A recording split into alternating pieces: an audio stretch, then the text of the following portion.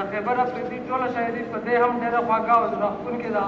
په جمرود کې را جوړ شوې دې ادبي دستوره کې د مشهور شاعر ارواښاد خیبرافریدي 25م تلین ولمانځل شو او کالنۍ مشاعره هم پکې ترسره شوه. دې دستورې ته د خیبر پښتونخوا یو شمېر نوموړي شاعران راغلي وو. د خیبر چې دی نو هغه دغه نازکي او نازک خیالي چې ګورئ او وایي چې دا ژوندون د عجیبه سلسله خدایه ته خبر یې هم په دې مسله خدایه زه غاورو ته مغرور په زر کرته مات مې مکړې دا غرور تر تله خدایه. او معرفت د خوددارۍ نه پیدا کیږي معرفت د خوددارۍ نه پیدا کیږي ما خوددار لرې هم داسې خپله خدایه. خیبر روغه د خپل نفس سره غوښتله روغه نفس را سره نه منله خدایه.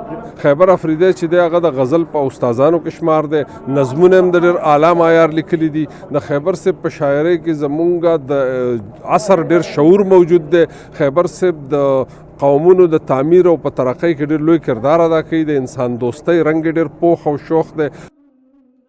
د خیبرافریدي د شاعرۍ کتابونه پیچومي ګرځندي او درمند په نوم چاپ شوي او د خیبر انګازۍ په نوم یوه ادبي تذکره هم لیکلې.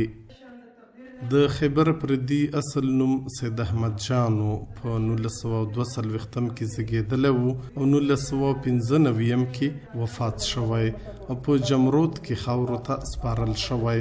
فرهاد شینواری، مهال رادیو، خیبر.